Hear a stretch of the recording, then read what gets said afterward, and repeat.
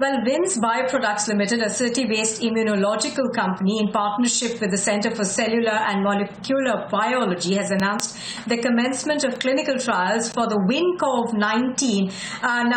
This, of course, is something that's going to help people fight COVID. It is an antidote that could be a potential cure for the SARS-CoV-2 virus. We now have Director of the CCMB, Rakesh Mishra, joining us. Mr. Mishra, thank you very much for joining us. Now, at the outset, tell us what this antidote essentially is about and how could this help in winning this fight against SARS-CoV-19? So this antidote is like we have antidote for snake bite. And the way snake bite antidotes are made, we collect the venom from the snake and immunize horses and collect antibodies from the horses and use it for people to neutralize the venom that snakes inject when they bite us, poisonous snakes. So what we have done for corona is we have isolated the virus and grown in the lab. We have a facility to culture the virus in very large quantity, and then we inactivate this virus so that it's not infectious anymore. But it is like actually it's like Covaxin vaccine. So this large amount of virus is inactivated and given to this company called Vins, which is a Hyderabad-based company, and they have expertise in making snake venom and rabies treatment and so on.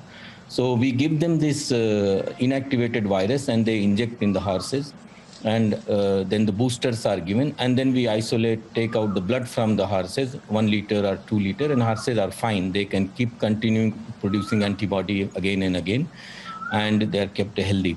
So, and then from this blood, then we isolate the specific antibodies and make a small fragment of antibody. This is called FAB fragment of antibody, which then is used as a cure again, because this antibody is raised against COVID virus. It will go and inactivate COVID virus in the human body.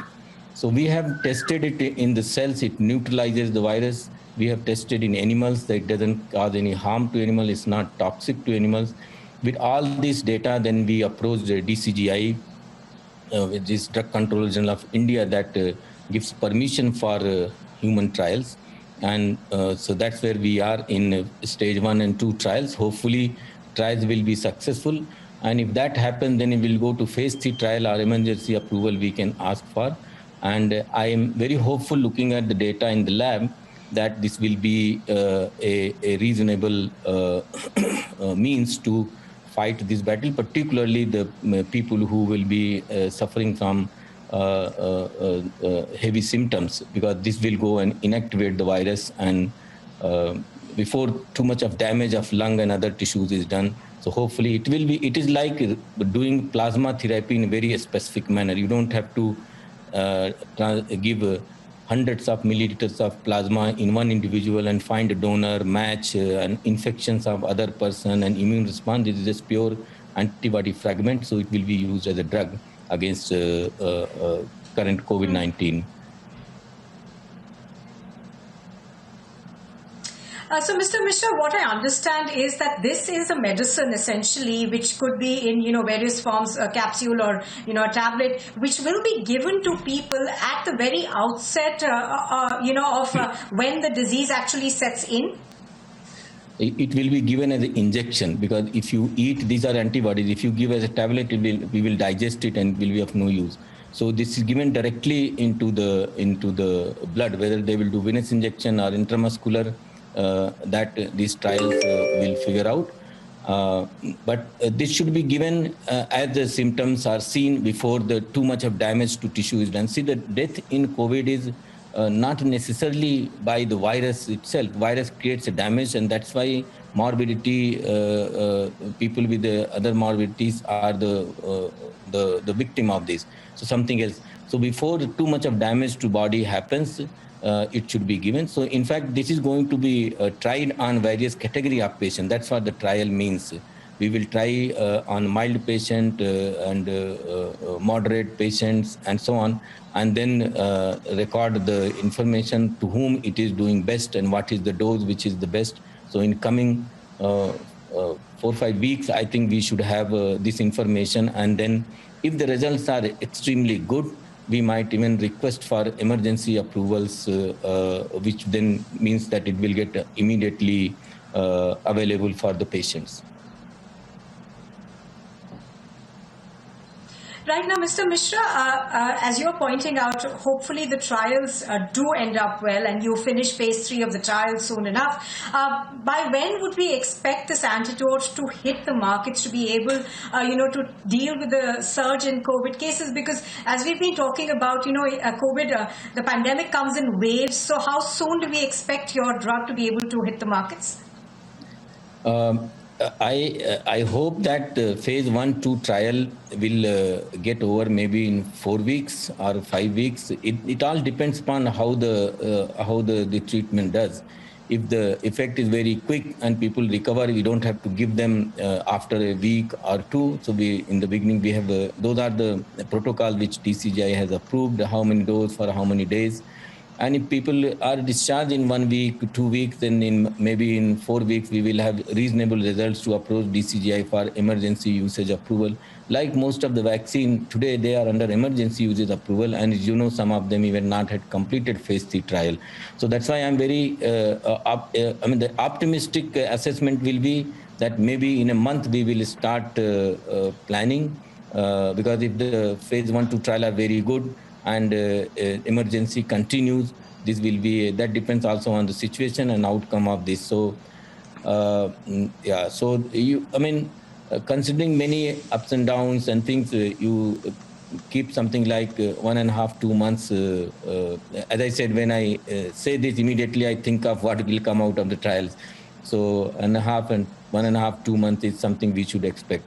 Hopefully this wave will be on the other side, but it will, I'm sure, will be saving many lives. It's not necessarily for the wave, and it certainly will be a tool in our arms to deal with pandemic after a couple of months and so on. And maybe if infection continue and that there are escapers of the vaccine, then this drug will be very handy in that when people need hospitalization, this will come useful. Right now, Mr. Mishra, what I understand is that once this drug is injected into people who test positive for COVID-19, what it will do is essentially stop the virus from replicating itself. Now, will it shorten the duration then of the disease?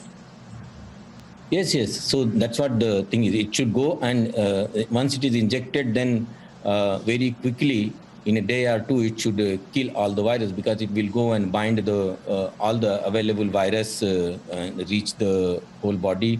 And as I said, unless virus has done too much of damage, your 80% of lung is gone. So then even if you have killed the virus, the damage is there, and then other means will be required for treatment.